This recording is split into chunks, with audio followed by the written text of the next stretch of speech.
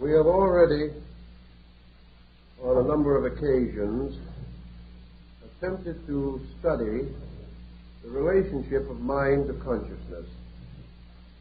We hope in the present series to clarify this relationship a little more and to develop certain aspects of the subject which will have immediate and practical usefulness to us in daily living. As we probably all realize, in the course of the last century especially, the concept of mind has come to include the concept of consciousness. We regard these as almost identical terms. And while in certain departments of philosophy there may be recognized differences, in practical daily experience, we take it for granted that whatever we think about, we experience as consciousness. We think of consciousness as that which gives us the power to think. And when we turn our attention, our mental attention, upon any subject, we assume that we are examining it in terms of our consciousness. What is the essential difference, then, in the meaning of the two thoughts or terms? In idealistic philosophy, and certainly in classical thinking, consciousness implies participation as internal or experience analysis or value of an idea or circumstance.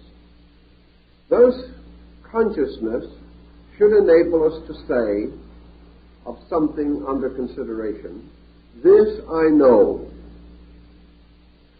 Nothing prevents us from saying this when we do not know.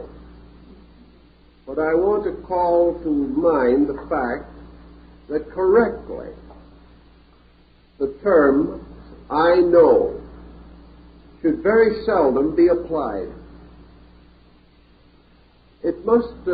Such a term must be limited either to something entirely trite and of comparatively slight meaning, or else it must be reserved for something so profound, so deep an experience of consciousness that very few persons can legitimately claim to possess it.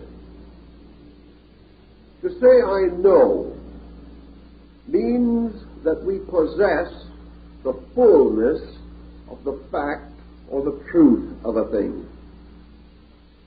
To know it means to totally comprehend it. To know it means to know its motivations, its most secret thoughts and processes. To know it is to know its cause, its true substance, its origin, its procedure, its method, and its destiny.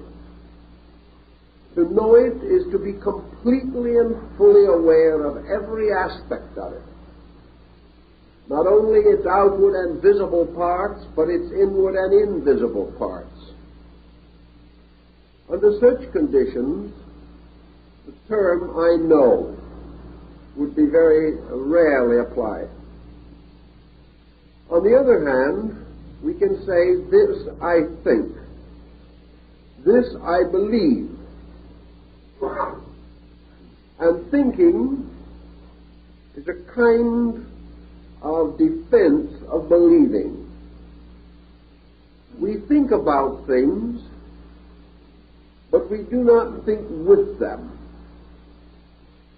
By the use of the mind, we can become aware of such qualities and attributes of things as may be known by the senses.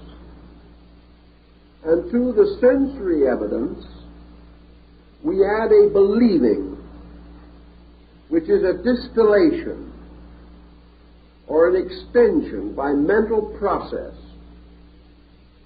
to an apperception of certain values beyond those most immediately apparent. Therefore, if we see with our sensory perception a man stepping off the corner of a street and walking toward the other side of the street, we then close our eyes so that we do not see him reach the other side of the street. We will still, however, by the extension of our sensory evidence, assume that he reaches the other side of the street, and continue to visualize inwardly his advance toward what was obviously and evidently his original goal or purpose. Thus, by the mind, we not only see the visible parts of things, but we apprehend their probabilities.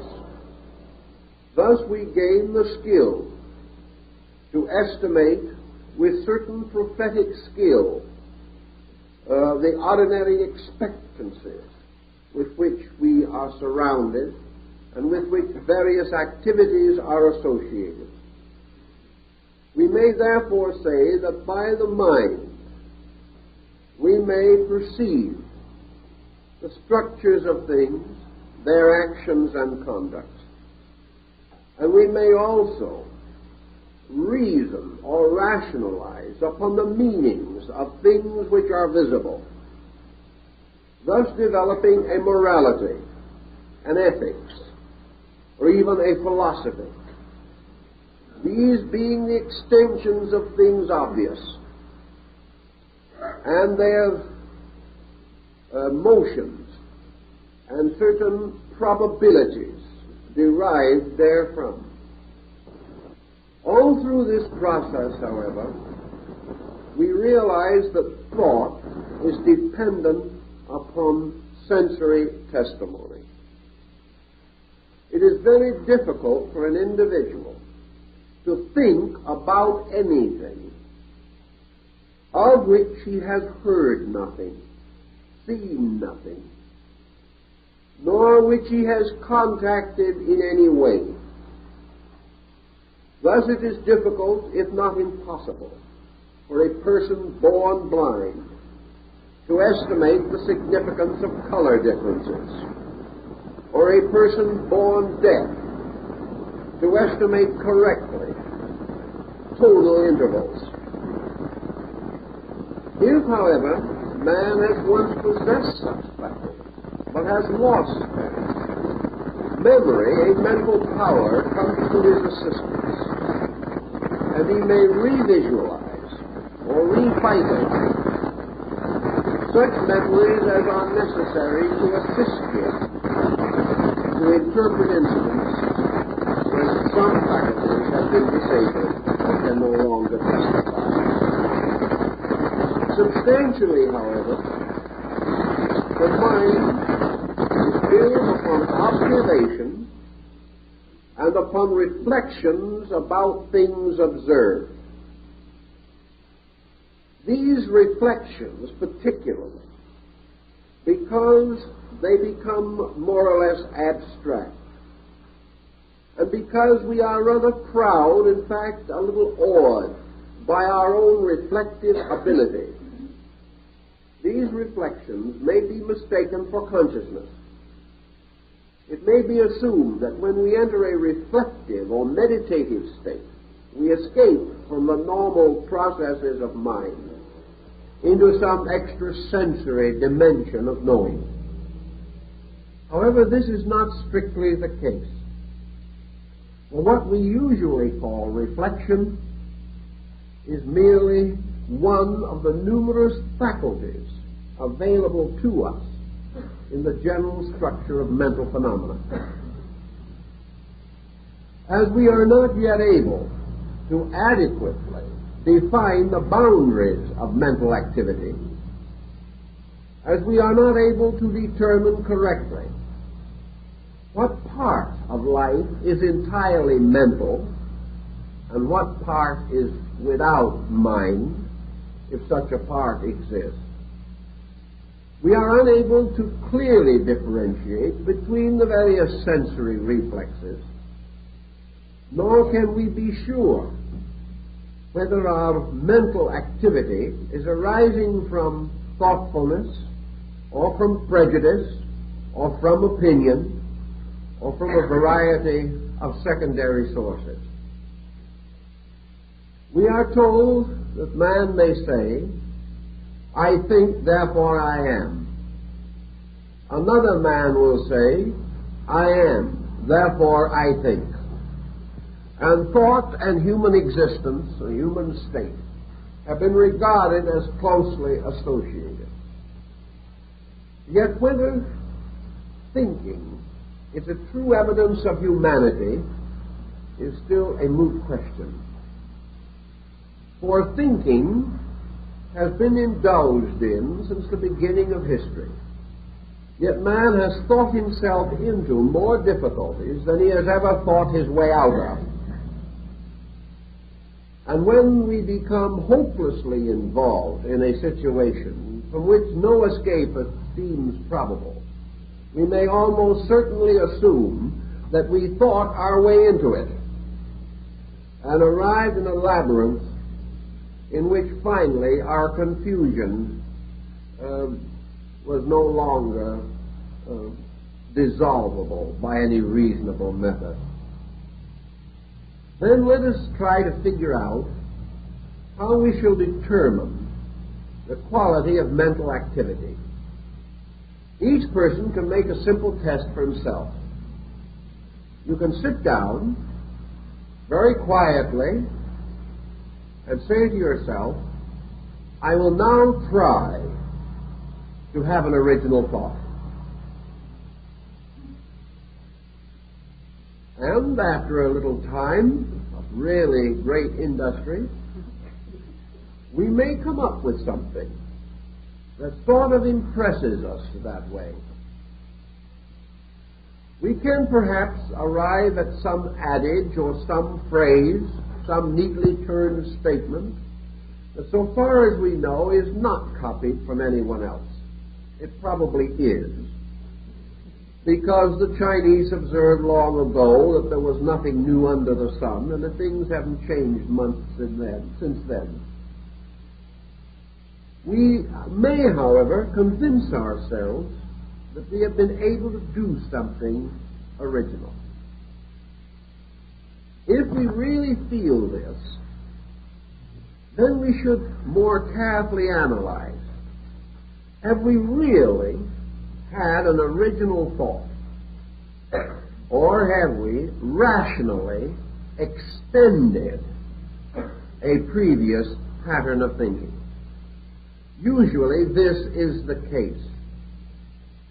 Thus in the patent office in Washington, there are thousands of patents which state themselves to be new and useful improvements upon something, for one patent that claims to be an original idea.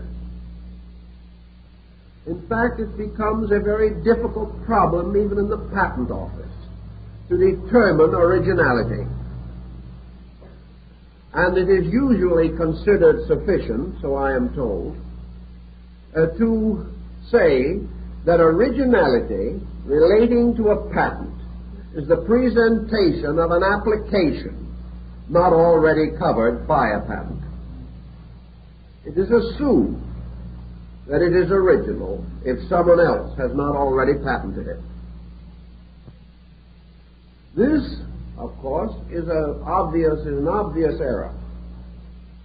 For most ideas arise from the extension of thinking from something already familiar toward a new or improved application of that principle. Psychologically, there are two sources of ideas which can arise in the mind and may seem to have an originality in them.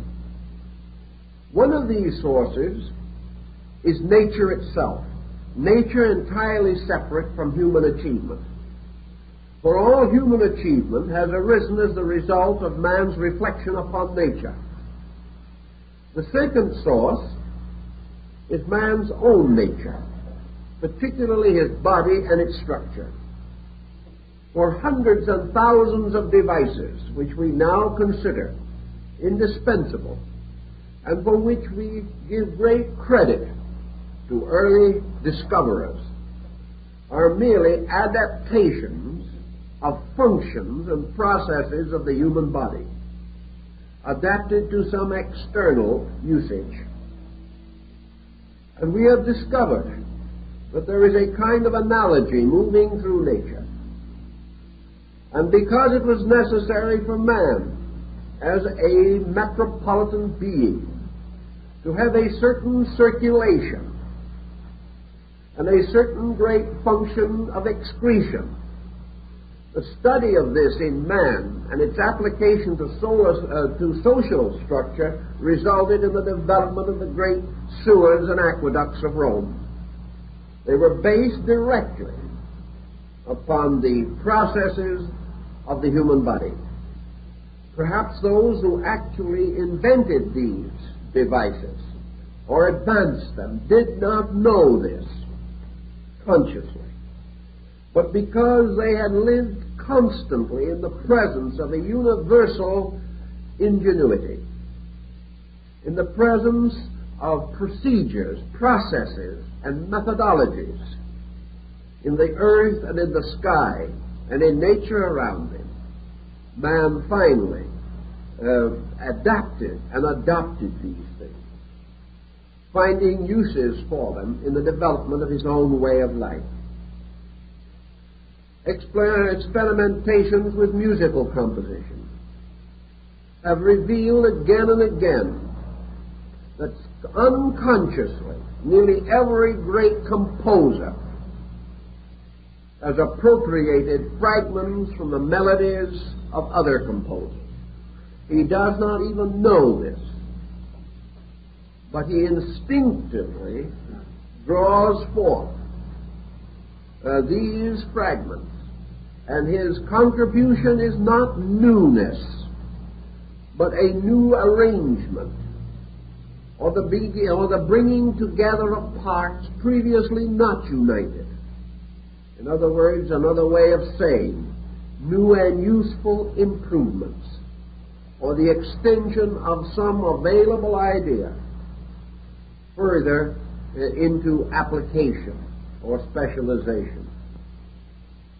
From all this, we have to realize that mentation is a kind of exercise or activity upon a level. Mentation may expand to the corners of the world or extend into innumerable fields, but it is bound by a certain level of altitude. It cannot ascend beyond a certain point. And if it descends too far below this certain point, it also loses effectiveness. The mind, therefore, is an instrument adapted to the objectivity of human experience. Mind has as its primary purpose the victory by man over environment and the integration of his resources toward orientation in the objective world. The mind, to accomplish this, must have overtones. And on these overtones, perhaps some of the most significant are philosophy, religion, and science. And here we will come to considerable discussion, particularly in religion and philosophy.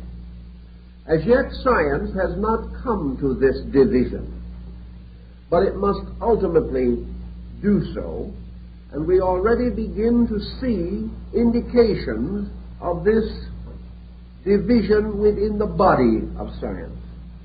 Ages ago, thousands of years ago, religion divided into a formal worship and a mystical worship.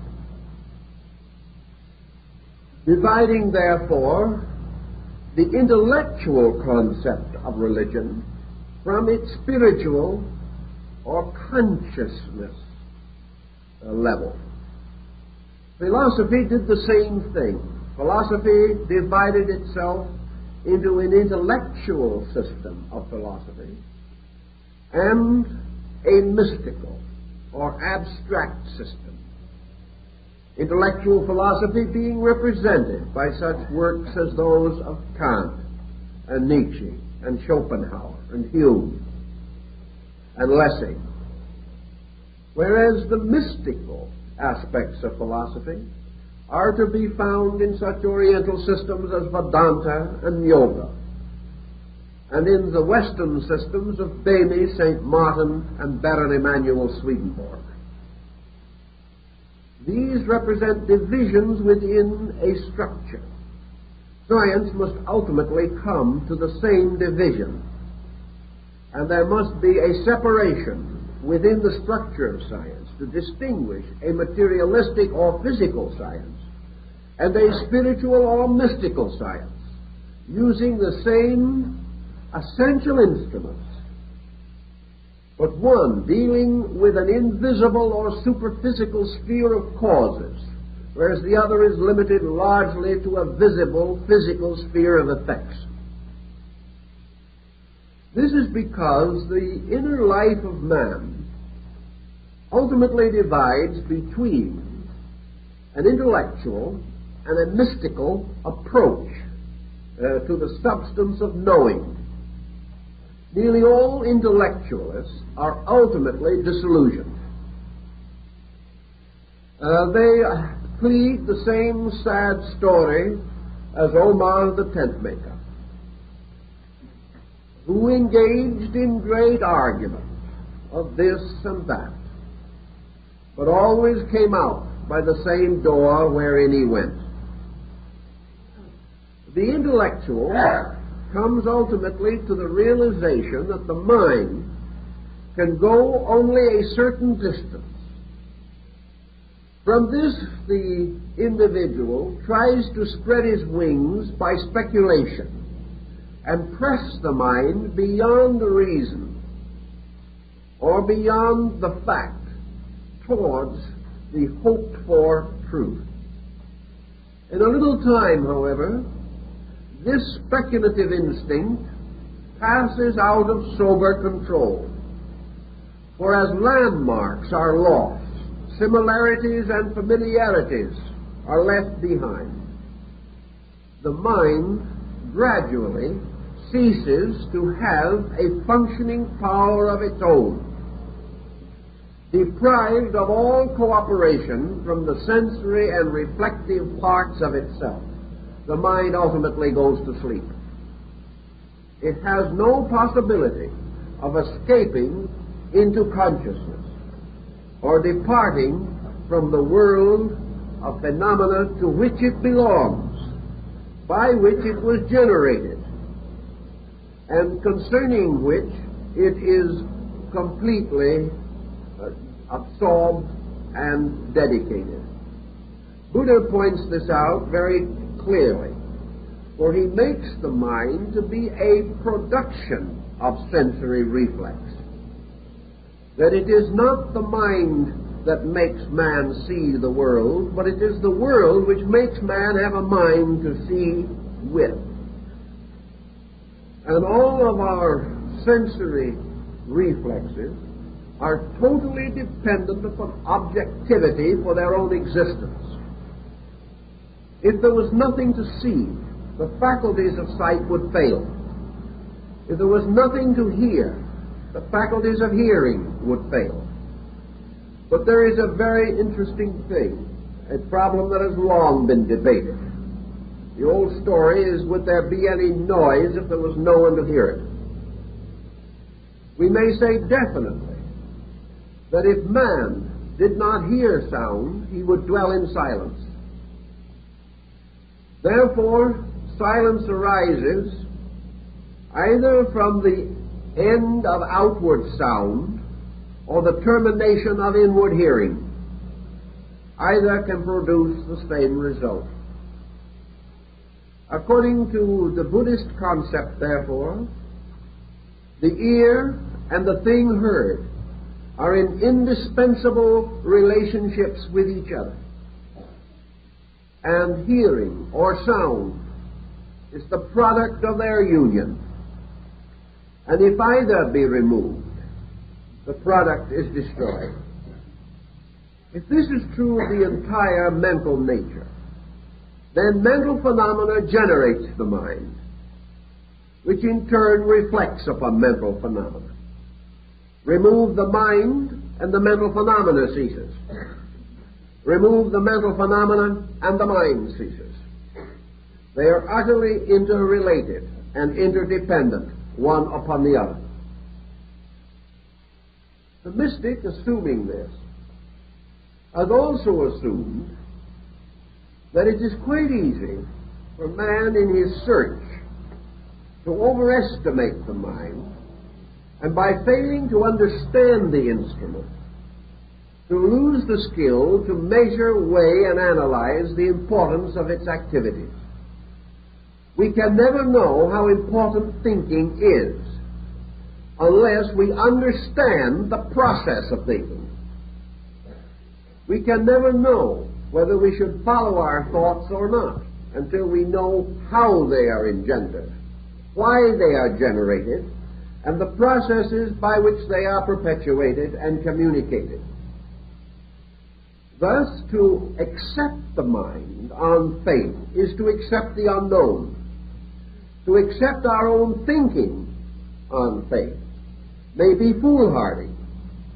And if we are badly trained, to accept our own thinking may be a catastrophe from which we will not even recover. To achieve, then, a certain attitude of wisdom, we must realize early in our search for realities that our own thoughts are not important, that nothing is true because we think it is true, nor is anything untrue because we do not think it is true. Believing is not knowing. Hoping is not knowing. And every procedure which arises in the process of mentation is no more valuable than the instrument that produced it, and no more significant than the level of action with which it is concerned. Man believing totally and completely in the importance of a material way of life will find thinking more valuable to maintain his concepts than a person who had a different concept of living itself. We live objectively in a world where thought and scheme and plot and plan are vital to our success. But they are vital only to our success in this dimension. They are vital only to the advancement of ends, which may or may not have any importance whatsoever in themselves. Usually they do not. But they are important because our own mind has told us that they are. And it is a brave man indeed who questions the profound thinking of himself. If, therefore, we wish to practically examine our own problem, we must realize that we have lived always upon surfaces. This does not mean that we are content to do so. I saw some articles recently, a study of brain structure, which pointed out that man at the present time uses less than 20% of his potential brain surface for processes of mentation. Also, it is noted that most of the thinking of man is now done on the surface areas of the brain. Whereas it has been also pointed out that there is much reason to believe that it is possible to stimulate the thought processes in the depth areas of the brain. This may mean an interesting analogy. Man's surface thinking with the surface of his brain. The hope that sometime his thinking will deepen as he uses the depth parts of his own thinking equipment. In any event, we do think on surfaces. And whenever we become involved with a problem that requires grave thoughtfulness or decision or value, we're usually in trouble. We do, however, have an advantage which in some ways compensates for numerous liabilities.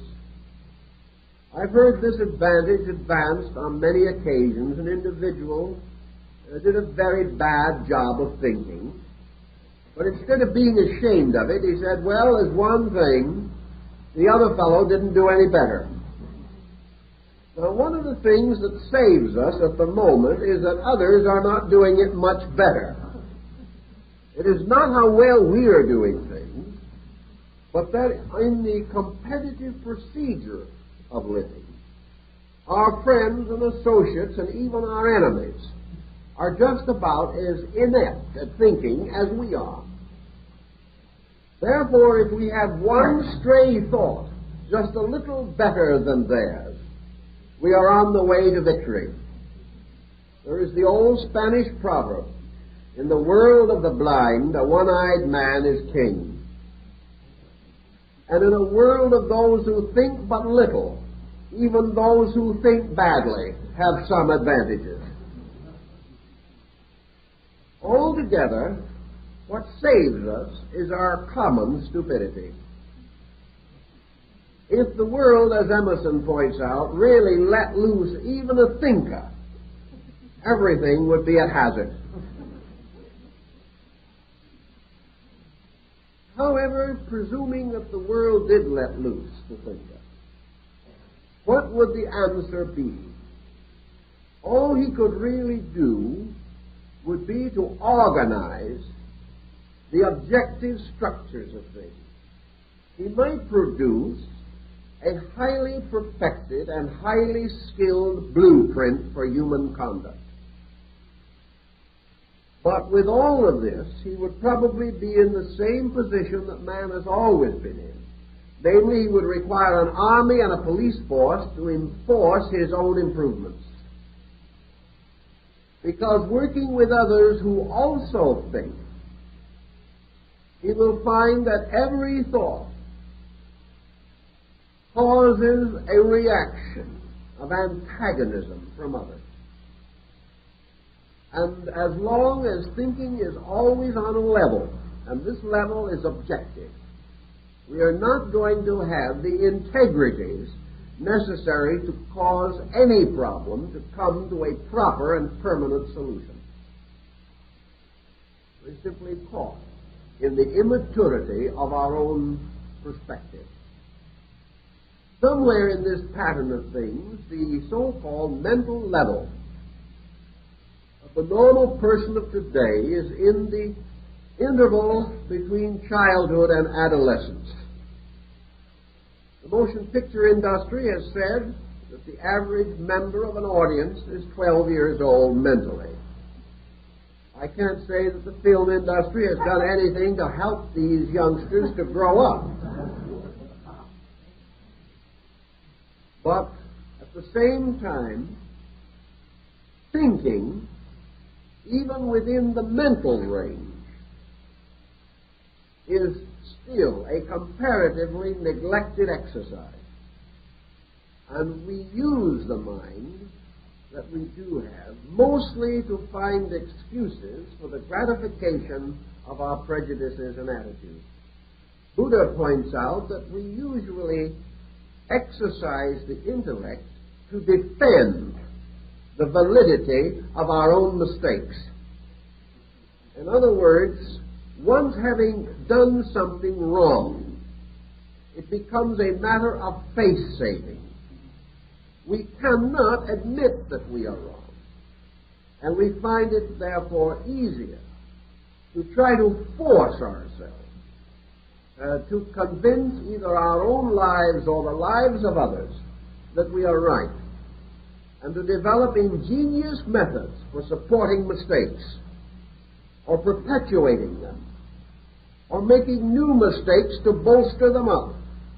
And so finally, somewhere along the line, the whole flimsy structure falls to pieces together. If then we begin to analyze our thinking, even superficially, we realize that the mind has certain uses. That within the sphere of these uses, it is most vital, most important, and most helpful. But when expected to produce that which is not natural to it, or introduced to problems which are not reasonable for it, the mind produces conclusions or findings which are deceptive and irrelevant. And the mind, for instance, is very useful in memorizing telephone numbers, which are quite important to us. It also enables us to keep our appointments with reasonable punctuality if we can keep our minds on it. It also enables us to add up the multiplication table, to remember the things we learn in school. The mind also, perhaps, assists us to develop a strategy to protect our economic survival, or to anticipate the hazards which may come to us in business.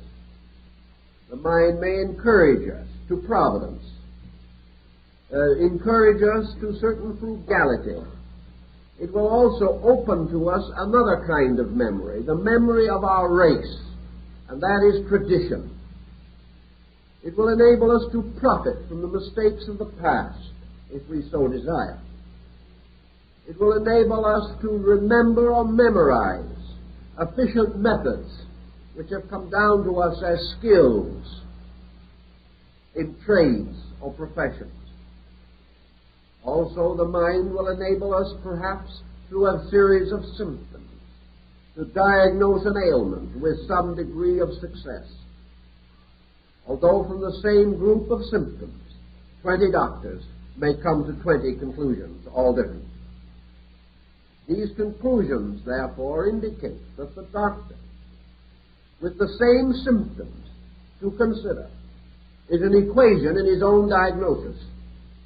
And because of the specializations of his own mind, or the attitudes to which he is addicted, he colors even his ability to interpret a series of simple landmarks. Everywhere, therefore, we do observe that the mind colors, and that in almost every procedure we find the mind, to a measure, over-anxious to please us, desirous of coming to that conclusion which we expect or demand, attempting to prove what we want to prove, and to disprove what we do not want to prove. If we wish to regard a person as unpleasant, the mind will assist us in every way to ferret out every undesirable characteristic of that individual. If, on the other hand, we have a natural affinity to that person, the mind will then set to work resolutely and obscure every defect in them. It is as though the mind was a kind of yes man, always arriving at the conclusion we demand of it. And to the degree that we do demand, the mind will be dishonest in our favor. And as this is what we wanted in the first place, we consider the mind admirable in every way and practically infallible, simply because it arrives at the conclusion that we desire. It also has another wonderful ability to forget. And when the conclusion proves to be wrong, the mind is able to escape all blame by transferring the injury to someone else or to some other time and some other place, and the individual just proven wrong will immediately start out on a new course of infallibles, never pausing to make any correction in the instrument resulting in the mistake. Thus the mind has an advantage that very few other persons or other qualities of life enjoy. The mind is the only instrument that we have which passes judgment on itself, therefore can always be found in an admirable state. We have no way of examining the mind except by the mind. So when we say to the mind, "Are you all right?" the mind will certainly say yes. Or if we say to the mind, "I do not like what you are doing," the mind will say, "Neither do I." It will always please us, it will always gratify us, and it will always lead us into further trouble. This in contradistinction to the general idea that we have that the mind is a noble leader of our living, that it has something resembling the qualities of a Cato or a Cicero, that it is fair and honorable, a mighty judge among judges, and that it sits aloof from all things, judging righteous judgment. Nothing could be further from the case. The mind is in every mess we get into. It is a Mephisto,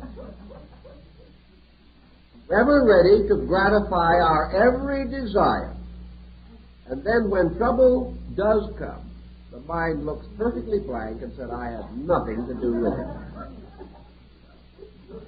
If the mind, then, is not behind all this conspiracy, what is? Behind the mind, undoubtedly, in the case of man, is what we call blind pressure. This blind pressure is simply emotional tension. It is intensity. Man says without thought, "This I like, this I do not like." Whenever he sees anything, he says, "This I want," if it is in any possible way useful to him. If he sees anything utterly objectionable, he says, "This I do not want."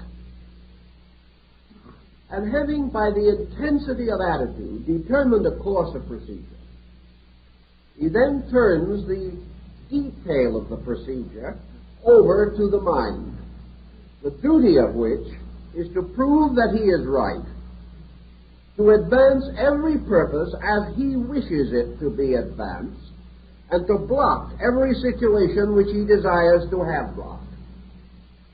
The mind, therefore, is actually the servant of the emotional intensity of the individual.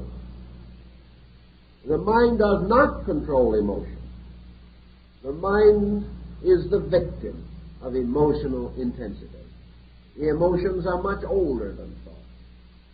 The emotions rise in instinct and impulse, and these control and direct life, so that what we call living is largely mentally sustained impulse or mentally sustained intensity. And by means of the mind, we try to find various ways of accomplishing our emotional purposes. Our emotional purposes of love or hate, of possession and loss, of joy and sorrow. We give, therefore, to the mind the job of causing or making available to us joy. We give to the mind the labor of taking from us sorrow. Therefore, we must rationalize ourselves into joy and out of sorrow, even if we have to create a new universe to sustain our position. Actually, when it's all said and done, it is very hard to determine and to decide how best mind can be directed to its natural end. One point, of course, we learn again simply from observation and from the study of life around us. Individuals have a tendency to be more honorable when they are not under pressure. They have a tendency to be more honest when the advantages of dishonesty are fewer. They have a tendency to be more kind when unkindness is less profitable. Also, we observe, as Mohammed pointed out, that most individuals are probably born honest and are gradually educated out of it by their friends and relatives. Consequently, the greatest good that we can do for the mind is to release it from slavery to the ulterior impulses of our own emotions.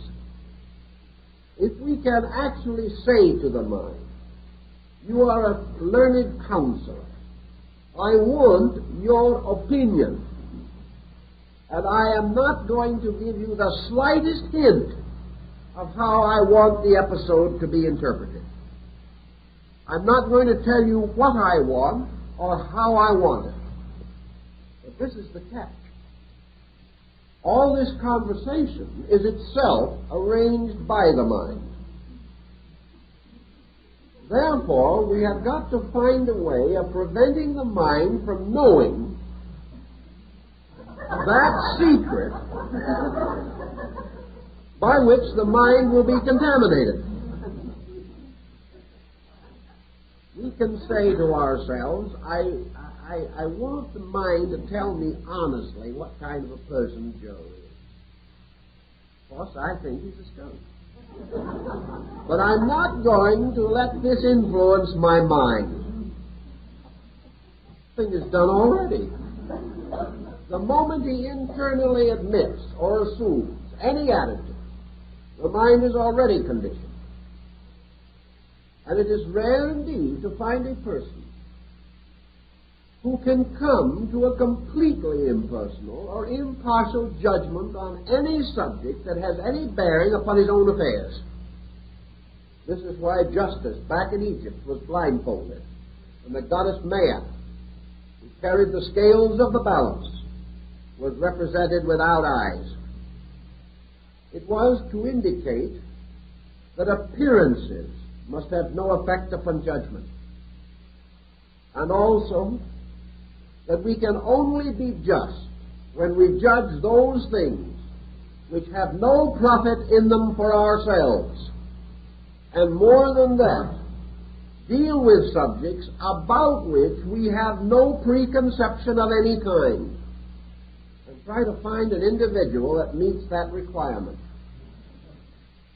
It is impossible, practically, to find a person today without preconceptions on almost every subject, even though he may not personally be involved. He is victimized by the press, by propaganda, by news, by all kinds of conditioning factors. And he is highly conditioned by the opinions of the learned, the informed, or experts, whom he regards, therefore, as suitable sources of information and upon whose opinions he builds. These people may be entirely wrong, but they become part of his basic mentation. Out of all of this, it becomes more and more evident as we proceed, and we could proceed much further, that the mind is a very mixed blessing, and that those who serve its impulses consistently are very mixed themselves, if not blessed. To recover from this, there has to be some solution, some way of breaking through this mental barrier. For out of the processes of the mind, operating under the pressure of the emotions and forming a closed corporation, not only does the individual come to false conclusions or inadequate conclusions, but he is blocked from any escape. He is locked ever more tightly within the mind, and he loses by degrees all perspective beyond the mental life itself.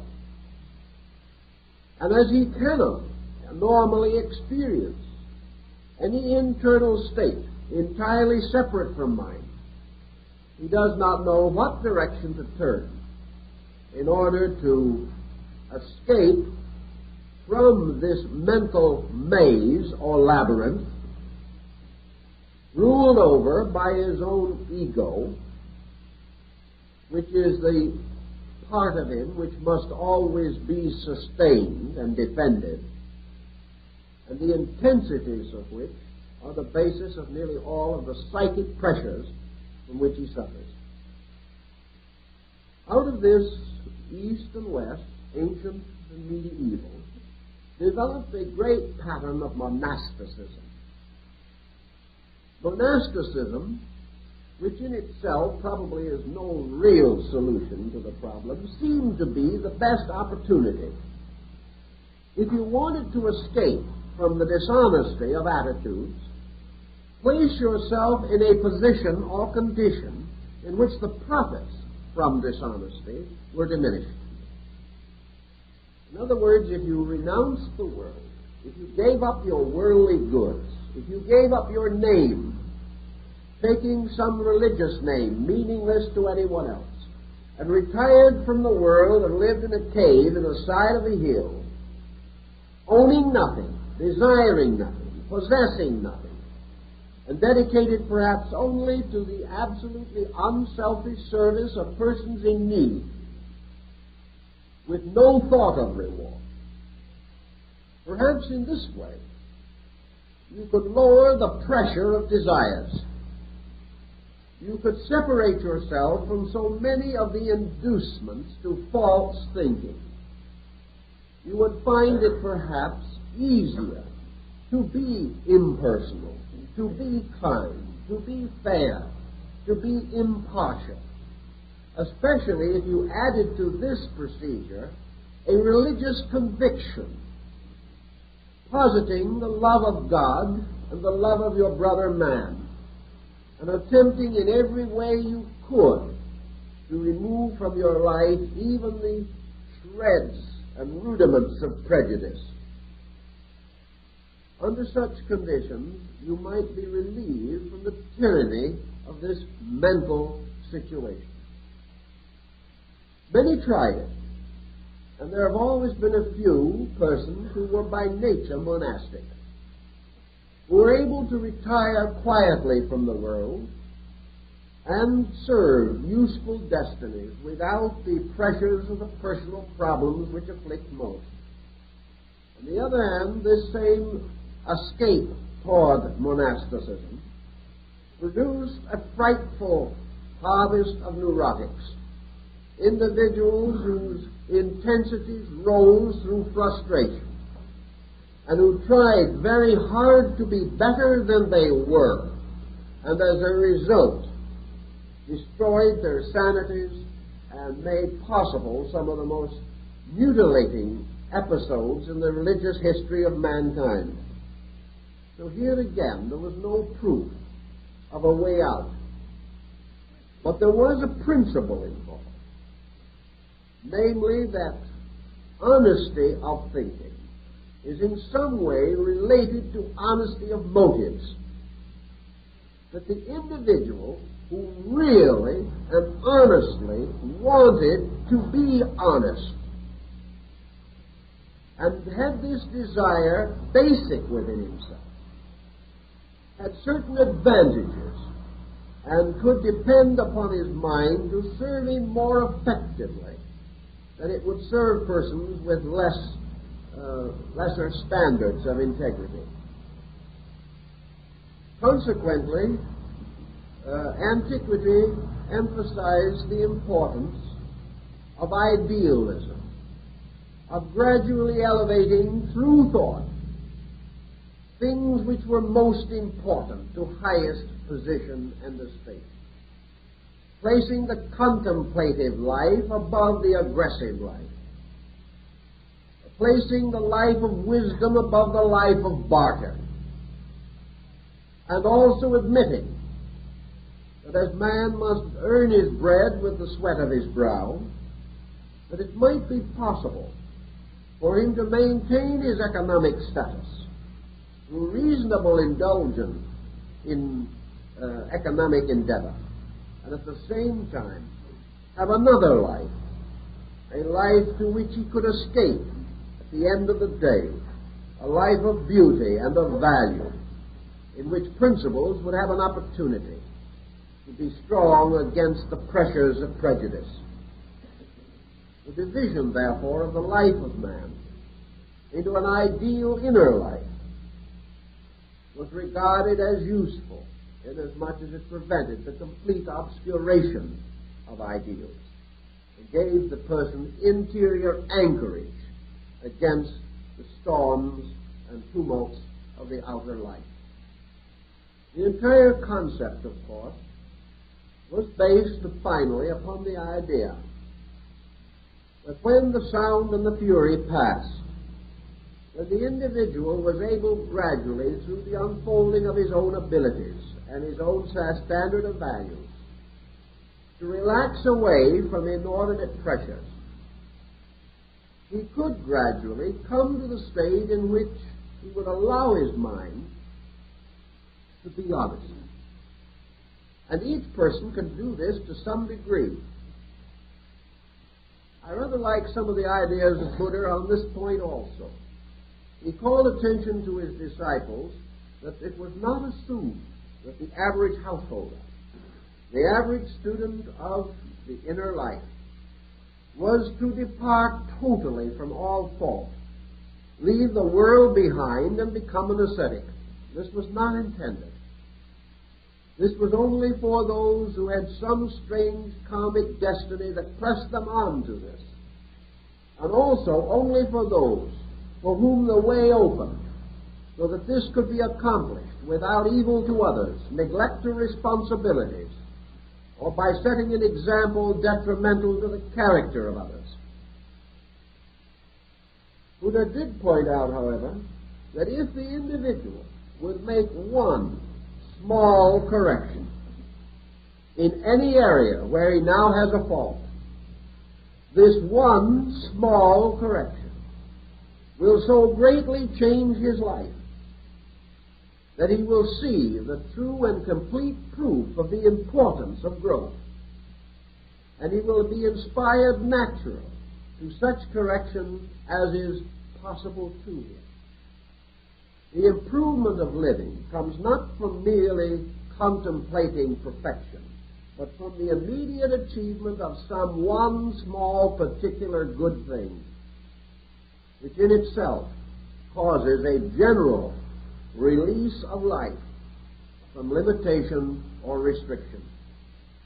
Assuming then that the mind can be given an opportunity to function, that it is not miseducated, that it is not perverted or corrupted by its own owner, that it is not given license to misrepresent itself, that a certain reasonable check is given by which the mind is itself disciplined to judge itself.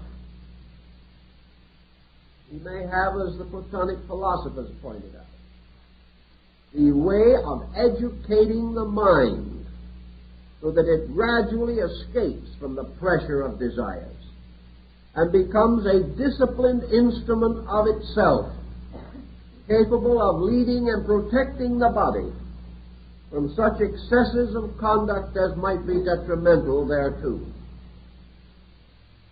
For man, then, from his very name, which in the ancient Hindu language, from manas, means the thinker, man is capable of educating the mind as he would bring up a child.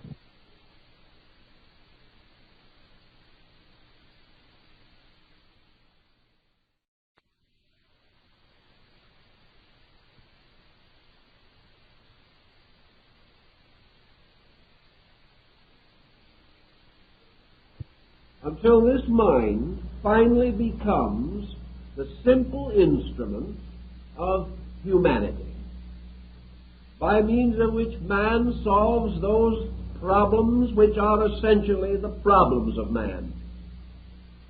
That he solves the mystery of health, of education, of labor, of policy, correcting crime and corruption, overcoming war and attaining peace. Therefore, that the mind is capable of correcting those ills which arise from the mind or from emotional tyranny over the mind. And by so correcting these ills, bringing man into a truly mental state, which is a state of order. Thus, a mind-directed society, if it is honorably directed, will be a smoothly running society. But the mind so disciplined into order becomes in itself a kind of restraint upon itself. And there is nothing that is less attractive to our contemplation than an intellectual world, a world run in an orderly way by a mental genius, acting as a superintendent over conduct, and perhaps even reaching the point in which its control is so great that man even loses the instinct to rebel against his own mind. This would produce the perfect archetypal intellectualist, the individual completely intellectually sufficient. But no one wants to be that person, because, for one thing, something glamorous and beautiful is lost. Man really is almost like the Arab of the Arabian Nights. He would rather live glamorously than securely. He would rather have a dramatic existence with tragedy than a mediocre, monotonous one with perfect security. When it comes to actual living, man wishes glamour and drama. Now, this wish also has a place in his total makeup. His emotional life, like his mental life, has demands. The demand of emotion is for beauty, for color, for drama. The redeemed, enlightened, or directed emotions must therefore have in them no longer hurtfulness, but a tremendous intensity of satisfaction through the contemplation of their own most worthy instincts and impulses. The great musician, the great artist, is as important, if not more important, than the perfect intellectual.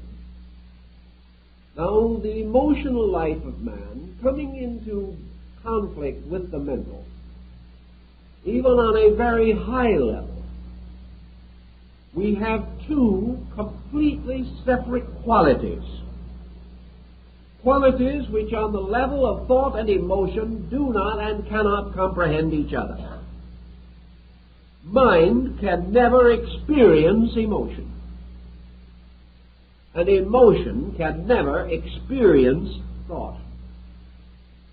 Man has a mysterious ability to experience the compound, but this is because there are dimensions within his nature which are not completely restricted by either mentation or emotion.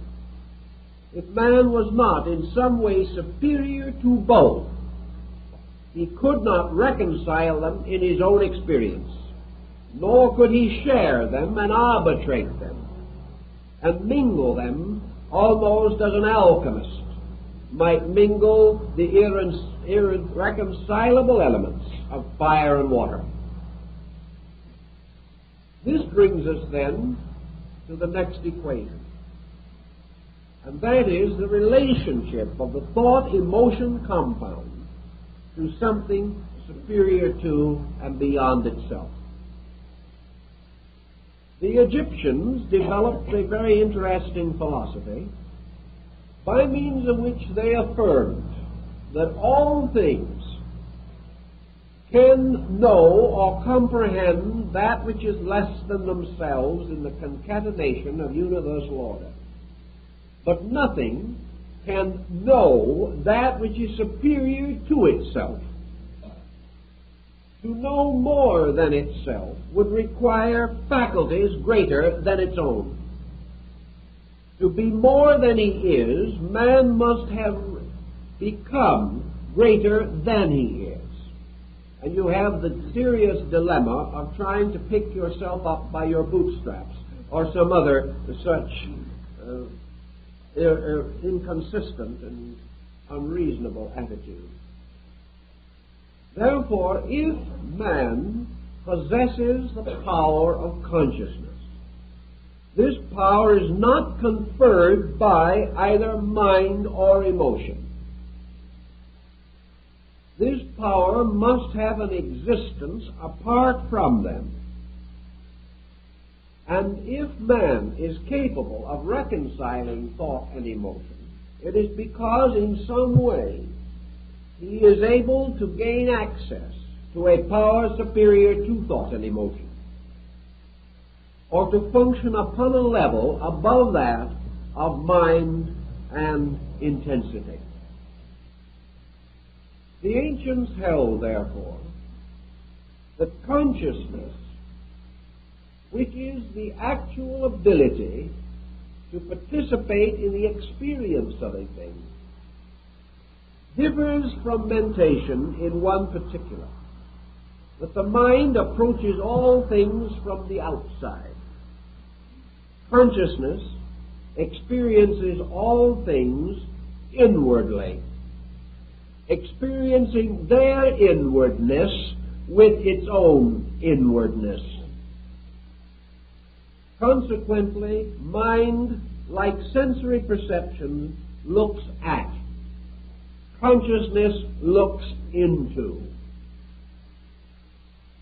And we are reminded, of course, of the familiar adage and statement made by the great Jewish philosopher Rabbi Maimonides.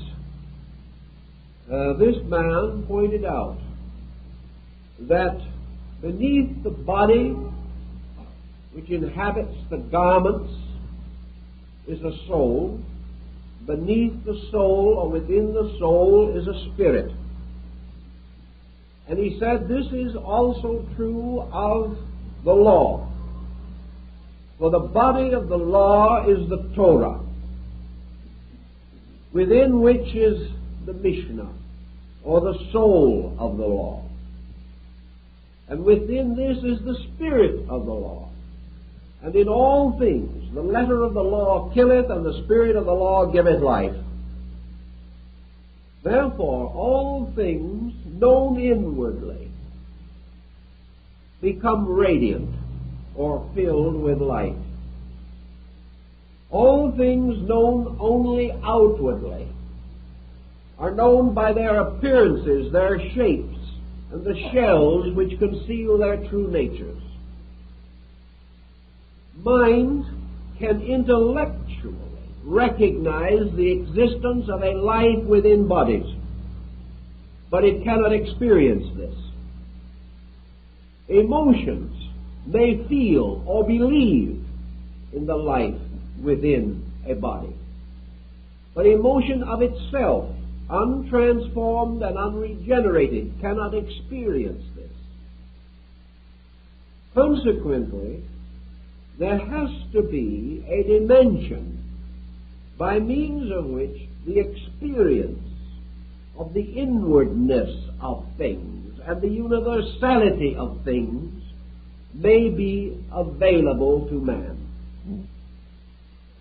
The ancients, for the most part, assumed that consciousness, per se, was not a human attribute, that it was not a part of man, but that consciousness actually was the state of God.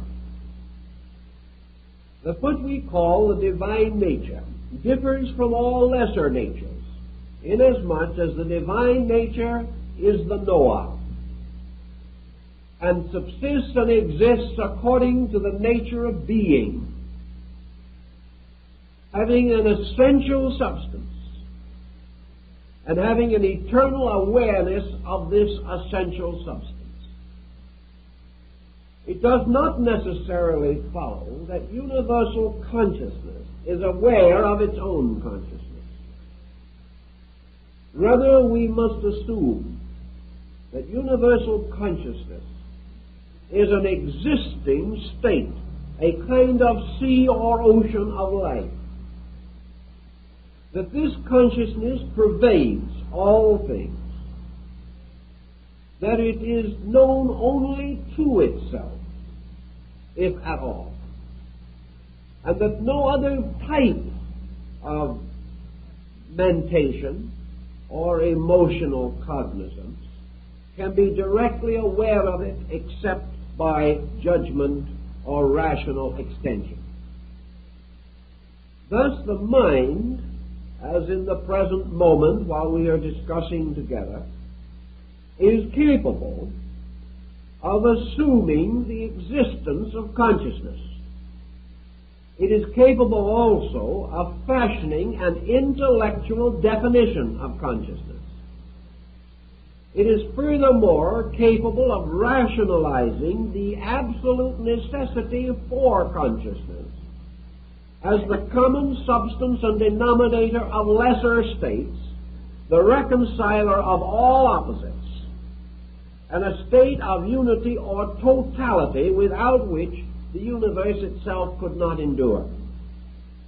Mind can therefore tell us of this, and by negative definition can convince us and assure us, even to the point of our own acknowledgement, that such a condition does exist, and that there is a being according to essence in nature, and that this being is different from all inferior beings because it is more than they are.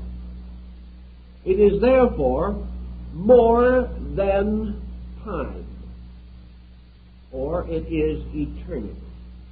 It is more than parts, therefore it is wholeness. It is more than divided knowledge, therefore it is wisdom. It is more than the numerous virtues, therefore it is the good. It is superior to nature, therefore it must be part of the cause which engenders or generates nature. It is greater than man, therefore it is divine. These conclusions we arrive at, and from these conclusions great rational philosophies and religions have been built. And these rational systems are not bad, nor are they necessarily corrupt from any such conclusion or belief. If corruption enters into them, it is because they have departed from value, not because they have affirmed something greater than themselves. Yet, having achieved the intellectual recognition of all these things, having therefore the intellectual recognition of divine love as an aspect of universal consciousness, having the intellectual concept of divine wisdom as an expression of universal consciousness, having also the intellectual concept of divine power as an aspect of universal consciousness, we come therefore into omniscience, omnipresence, and omniactivity. And we also conceive that our ultimate allegiance is to this universal and supreme good, which our intellect seeks to embrace, and which our senses generate, clothing, however, always in the simpler terms of familiar things, so that we actually must use comparatively commonplace expressions, and in inwardly reflecting upon these great matters, we use trite symbols which are utterly inadequate. Recognizing all this, we can then perhaps understand the difference between consciousness and thought. For thought gives us the power to recognize all these good things. Yet it does not give us a sharing in them. It does not cause these good things to awaken immediately within us. Nor does this thought fill us with such inevitable and ever-present admiration that we immediately depart from all else and strive after this sovereignty of good. Thus, believing in universal love, we continue to hate our neighbors. Believing in universal peace, we continue to precipitate wars. Believing in universal tolerance, we are still subject to religious and racial intolerances. Believing in the value of all spiritual matters over material considerations, we still desperately strive after material ends at the expense of conscience and character.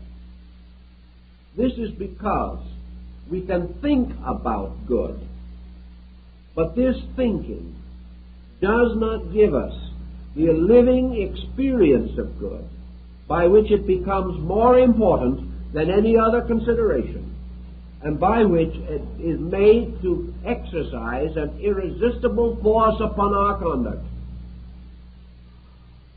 The only answer, then, is that in order to be moved dynamically from a common and ordinary procedure to an uncommon and unordinary one, there has to be some kind of an impact. This impact for man must be an extraordinary circumstance. And such an extraordinary circumstance is usually an experience of consciousness arising from catastrophe, from crisis, or from some tremendous revolution within the temperament of the individual. The moment that an experience of consciousness takes the place of a mental concept, the individual becomes identical with his objective. He does not contemplate it, he is it. He is not given any longer the privilege of deciding which is better. For in the experience of the best, all else becomes unimportant. Consequently, our deepest philosophies have always impelled man to search for the experience of consciousness by means of which a totality or a synthesis takes the place of a fragmentary knowledge or an analytical approach to truth. Consciousness, by the very experience which man has occasionally been able to record concerning it, is not something of particulars.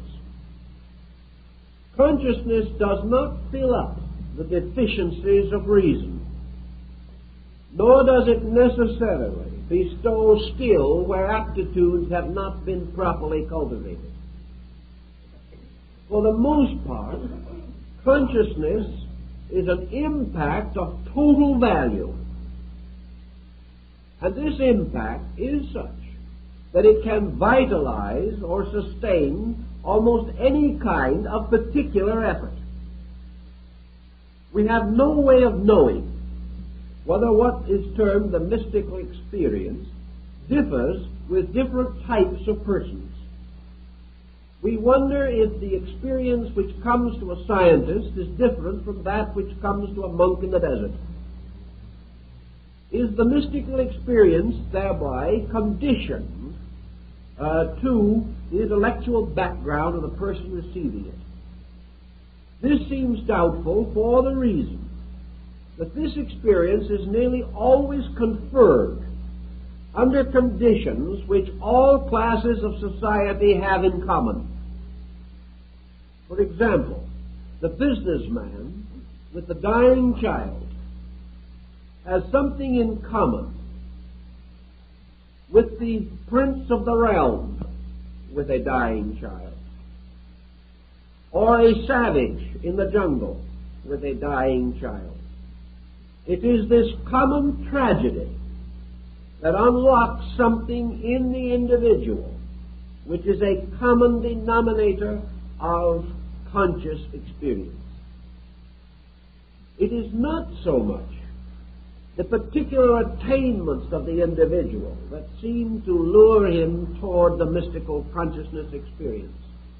It is a common need, and a need for simple things that we all need.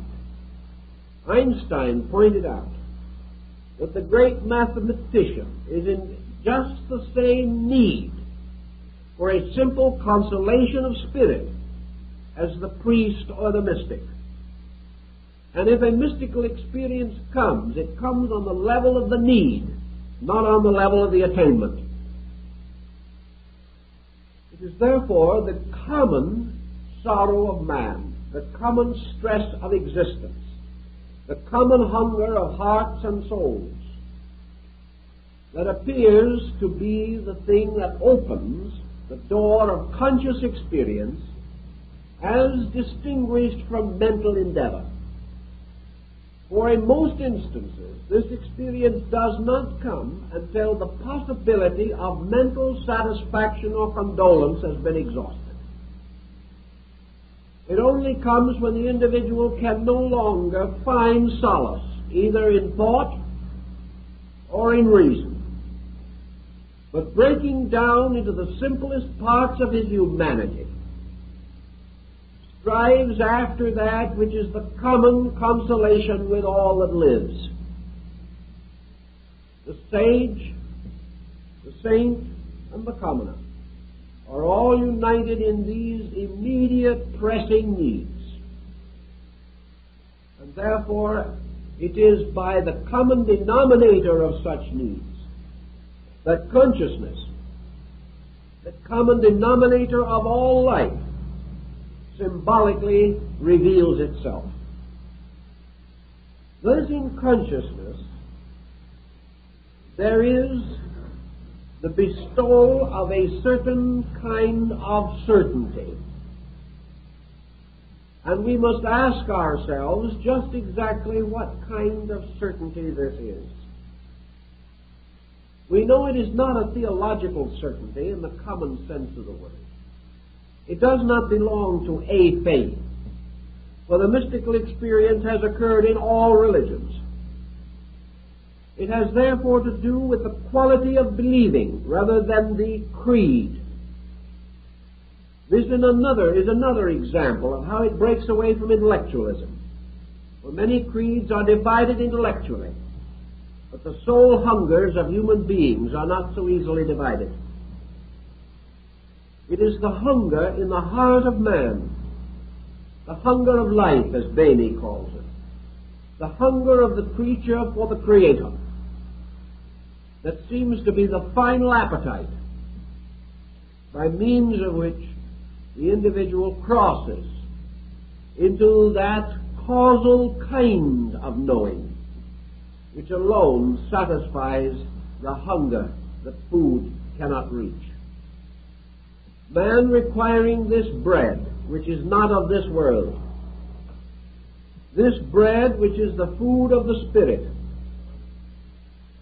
gains his insight and consciousness by the hunger of his needing, rather than by the intellectual requirements of his mind.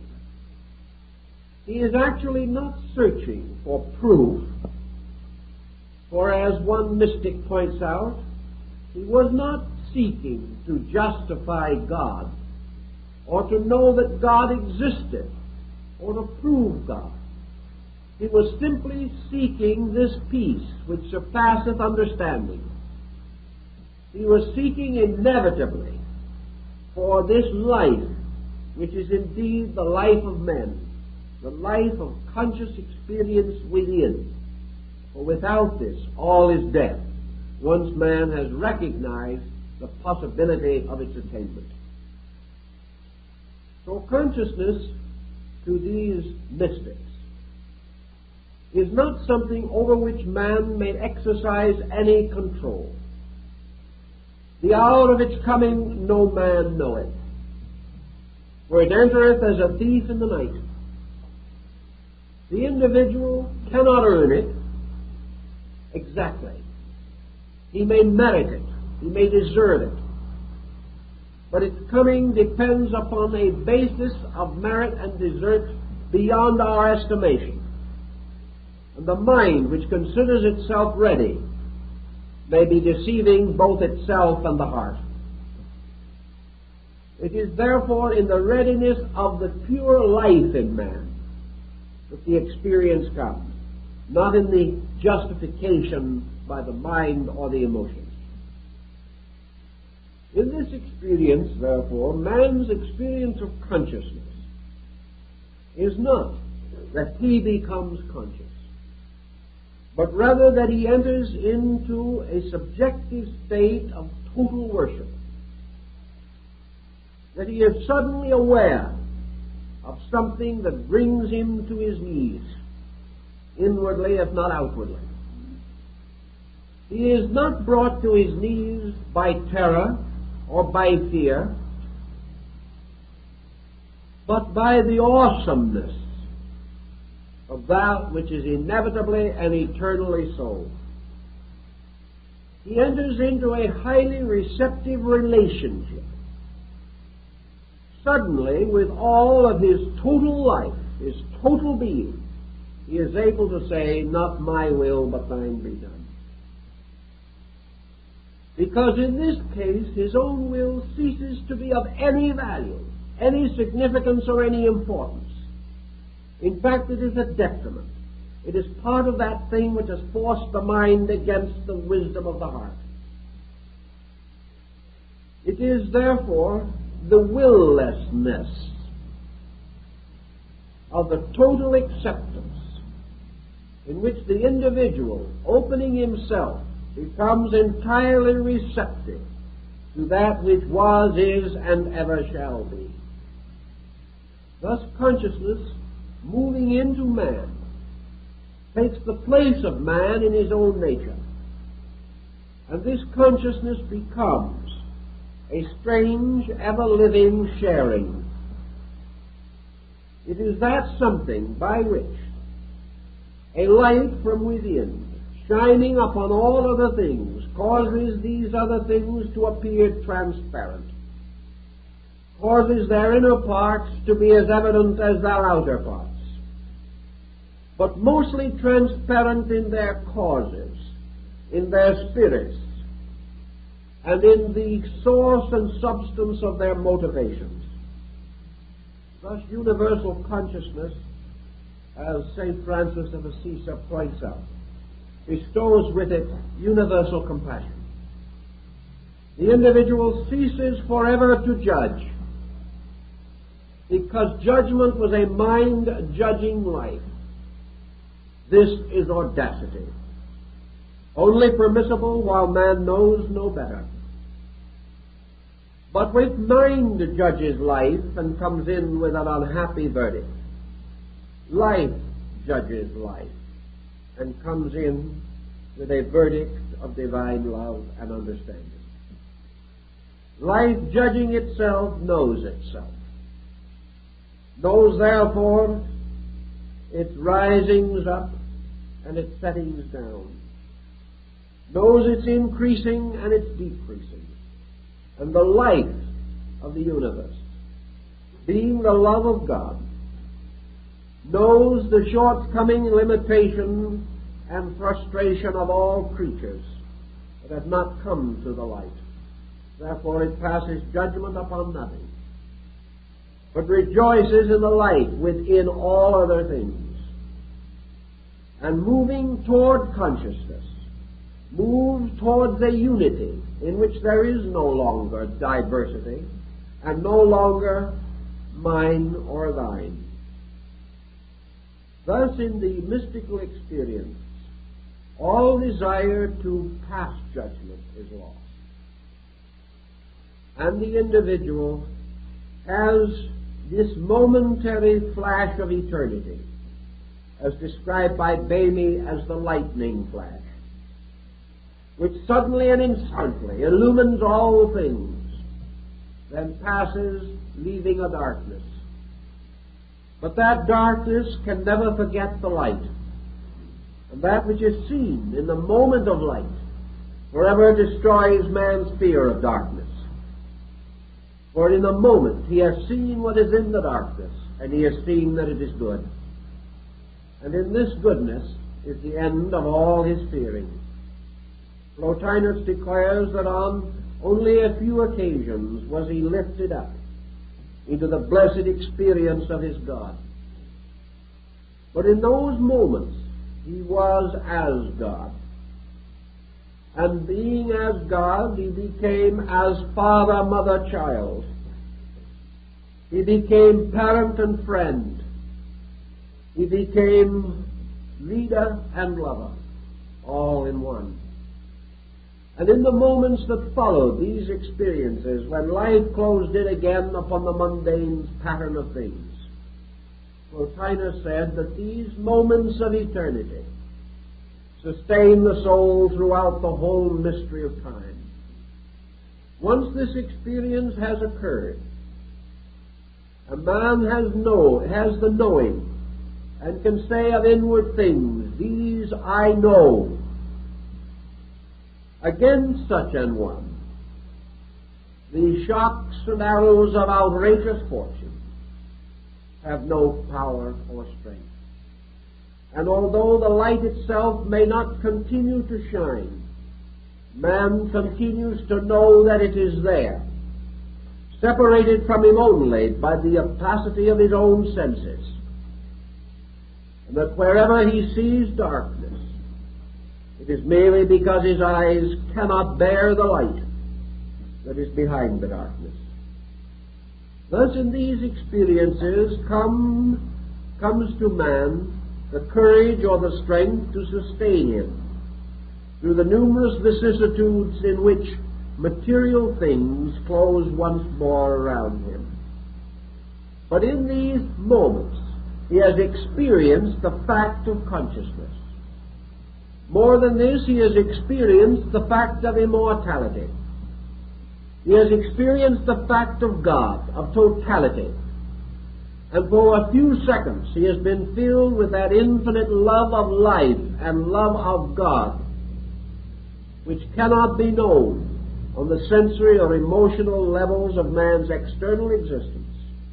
Therefore, in those moments, his world is placed in order, in such an order that it can never again be shaken from that order. And in this, the opinions of others become meaningless. For his internal faith or knowing, this man may be persecuted and martyred, but he cannot be touched, because he lives in an inward, absolute participation in the fact of divinity. This, then, may be regarded as a negative definition, such as we are capable of fashioning out of the limited materials of ourselves, of this thing which we term consciousness. For consciousness is this wonderful power to actually be the other person, or to be the otherness of God in them. To come to this end, there are certain things that we naturally must attempt to do. All felicity must be deserved by man, for this universe is a merit system. Man must therefore come to the condition in which it is possible for him to accept such an experience, to merit it, to justly use it, and to need it, because there is within him already some resources which make it possible, and which will also assist the individual to preserve in honor this light which has been conferred upon him out of the universal abundance.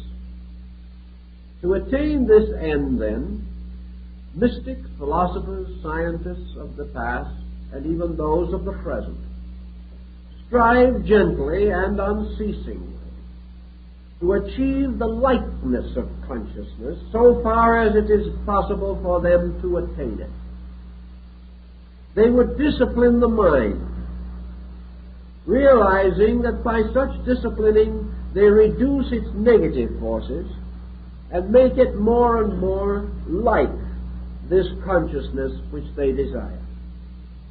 They feel, these mystics, that if their own natures become like a sanctuary, like a holy and sacred place, a garden of silence in a world of sounds, that if they prepare the temple according to the law, the living God will come and dwell in it.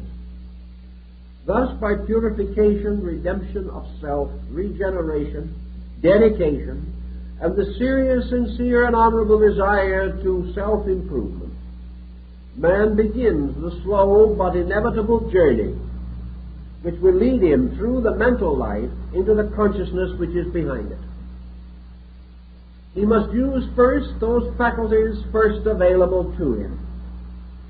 But it is important in all of his philosophizing to recognize that aggressiveness, while it may seem a virtue in this world, is no virtue in terms of consciousness. On the other hand, weakness or negation is not a virtue. That in some way, in order to attain his divinity, man must suspend his humanity. He must in some way end this tyranny of mortality, not only in his body but in his mind. In some strange way, the mystical experience revitalizes or renews the body of man and gives him greater insight and courage. It also renews his entire life in faith, giving him the skill to serve others more effectively because he is less selfish. Perhaps the one thing that the mystical experience tells us more than anything else is that it is the ultimate of spiritual revelation, and that as the ultimate of spiritual revelation, it cannot be communicated. From this we should learn that in our effort to communicate, we may, if we are not careful, overdo to the degree that we overemphasize in others the importance of communication. Certainly, everyone who wishes to know certain things must be exposed to them, must have some idea about them. Aquinas was problemed with the question, what can a teacher teach?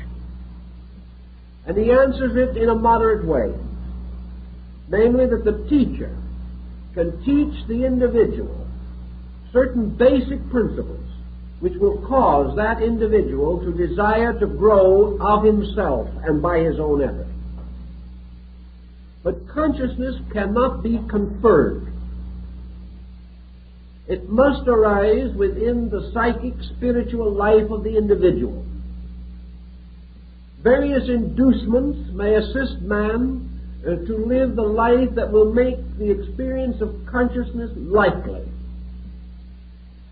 But motivation and every other factor must be correct. Therefore, I think we can say that indoctrination for purposes of the development of consciousness will generally prove ineffective. It is far more important that the individual attempt to cultivate vital experience within himself. And vital experience in this case is the dawning awareness through receptivity. On a practical level, then, it would seem important to follow the doctrines or the ideas of Lao Tzu, or perhaps certain of the teachings of Zen, in the search for the intensification of the experience factor. One reason why we experience so little is because we do not even permit the full penetration of our mental faculties into the things that we are doing. From the standpoint, therefore, of the vitalization of our lives, the ancients invented or devised the concept of contemplation, by means of which we devote or dedicate our attention to something with the desire, the simple and natural desire to know and understand that thing better. Always recognizing that a relaxed receptivity to the messages of things cannot but result in increasing sensitivity within ourselves. The individual who can go forth, sit down quietly on the side of the mountain and become receptive to the sunrise or the sunset, can be receptive to the motion of the wind across a field of ripening grain. Perhaps such receptivity enabled Vincent van Gogh to place a strange and luminous color into this field of grain, a color which other men did not see, but a color which Van Gogh, perhaps in his madness, was able to capture on canvas. But certainly, this motion of life in the air in the wheat field can be experienced. It can move in upon man. It can move in with the song of the bird and the evidence of life. It can come to us through the eyes of those we know and love. It can come in the simple voice and song of children. It can come in the sound of the great cathedral bell. It may come to us in every phase and experience of life if we learn to sit quietly and accept into ourselves the messages of things. If we are able to accept these messages without immediately conditioning them, if we can accept them as we accept air with gratitude, if we can take them as we would water because they are life to us, and not ask the name of the land from which the water came, what its beliefs were, or what its purpose might be, because this water is our life. If, therefore, we can accept the testimonies of things as a living breath of life moving into us, we can grow. We can find dimensions that are somewhat beyond the mind. We can say to the mind, be still. And in this stillness we can accept the simple impact of life, the direct experience of living upon living. And through such experience, a new dimension comes to us, the contemplative dimension of receptivity. Perhaps the mind is still functioning, but it is doing so in a hallowed way. It is simply acting as a messenger. Through the sensory perceptions, it is telling us what we are seeing. It is not interpreting, because our will and our purpose and our ego and our desires for the moment rest in sleep. And it is the sleeping of self-purpose that leads to the revelation of divine purpose. In these simple things, by learning to thoroughly examine, we begin to appreciate. For appreciation comes always in the footsteps of thoughtfulness. Things first disliked or neglected, when thoughtfully considered, create in us admiration and respect.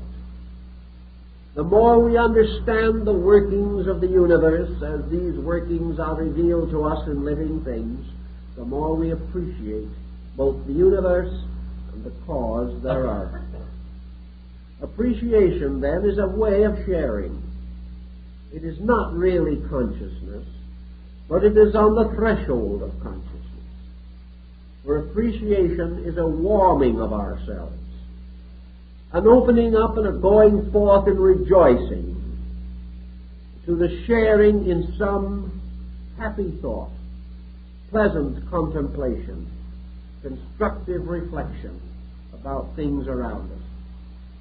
If we are able thus to detach ourselves into this aloofness from personal desire and sentiment, there is no knowing, as Lao Tzu revealed, but that in some moment thus detached, we shall suddenly sense the opening of a universe of consciousness.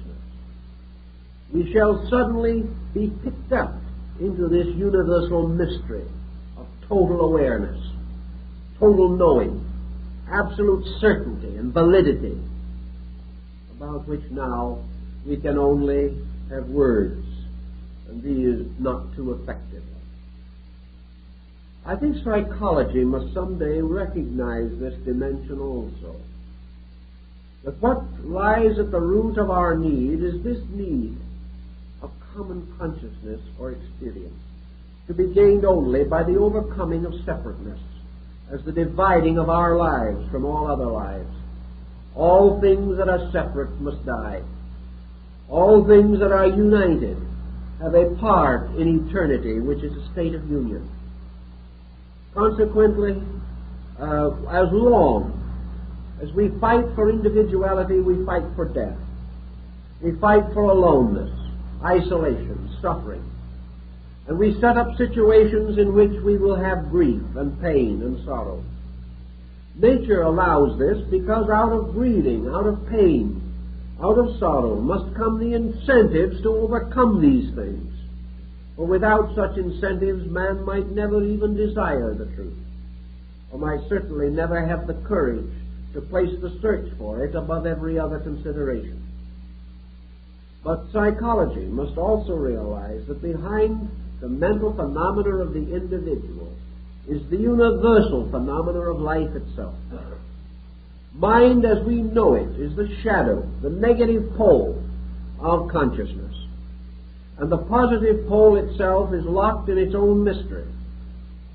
And whereas man must use the mind to think with, he must ultimately come to the point in which the mind must sacrifice itself for his salvation.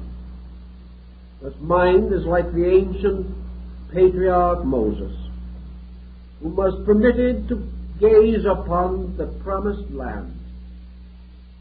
But because he had sinned against the laws of God, he was not permitted to enter into Canaan. And this right was withheld from him and bestowed upon Joshua the son of Nun, who led the children of Israel to the land of milk and honey. Moses is the mind, which from the lonely height of Moab may contemplate the blessedness of truth, but may not enter in. That which can alone enter into this thing is the truth itself. Truth alone can know itself.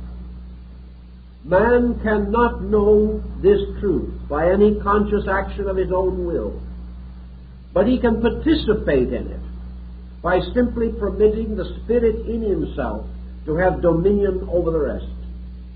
For this Spirit, of which he speaks and knows so little, is itself consciousness. It is an indivisible part of total experience. And because man participates in this spiritual fact, he can, by the stillness of his outer life, restore the luminosity of his internal. Thus reality arises in consciousness becoming aware of him, releasing itself into him. And in this consciousness, as Vivekananda points out, the great joy is that the individual no longer remains himself. Self-purpose ceases because it is meaningless in the beginning. The individual attains all by giving all, attains complete and perfect peace by becoming one with the infinite, and fulfills all desire by permitting universal desire to fulfill itself through the faculties and powers which man has created. Thus, in the mystical experience, eternity takes control of man, his nerves, his muscles, his very body, takes control of his mind and his emotions. For the moment, man is eternity. And in that moment, there is impressed upon the fabric of his being a strange and indescribable experience. Later, this fabric cries out to give testimony to it. The mind seeks to explain. The emotions seek to interpret. But in their very explanation and interpretation, they defeat their own objective. For the only record is this strange impact upon the very substance of body itself. This strange, wonderful luminosity, which alone bears witness and which cannot be explained, except that the body is truly filled with light, a light which is itself filled with love and goodness. These experiences tell us something of a consciousness behind things. And when this consciousness takes hold, then perhaps the mind, among other servants, can bow down before it. And the mind, made divine by the life within it, may become a wonderful and useful instrument, may go forth to reveal the laws of eternity and the workings of time. Something like this happens in the case of the great composer. For the music which Schubert and Schumann heard within themselves, and which they record as having first realized as moving in the air about them, this music was captured by some dimension of consciousness. It was something that moved in upon them. They neither conjured it nor created it. They created a rapport with universal harmony and sound, and something out of their own psychic nature composed this strange harmony upon an instrument of universal tones. But once this experience was felt, once this strange haunting sound was captured, then the mind took over, reduced it to playable proportions, placed it upon a proper key, set it on paper, and made possible that it could be enlarged into a symphony or whatever the composition required. And out of technique and skill and wisdom, inspiration was made available in its most perfect form. Thus the personality, the mind, and the emotions become the servants of divine purpose. A man having exchanged the uncertainties of his hopes and fears for the certainties of consciousness impact within himself, then finds his outward life unfolding in reverse. For instead of the outer molding the inner is molding the outer and expressing through it and releasing into the world those values and powers which we so greatly admire in those illumined souls whose contributions have earned our homage and admiration. In our own way, we must each pass through experiences of this kind, trying to gradually differentiate between consciousness as God light in us and mind, which is the sum of our own struggle. Mind can help, but consciousness can save. And that which mind divides and wounds, consciousness shall unite and heal. For in all unit consciousness, total life, all good things come into their natural and inevitable works, and all which is divided or imperfect shall vanish away. And the individual, having experienced this, moves triumphantly along the way of life with perfect assurance within himself that he lives in a world of God and truth and light and love and wisdom. These things make his own labors possible and give him the infinite courage to continue according to those principles which he knows to be true.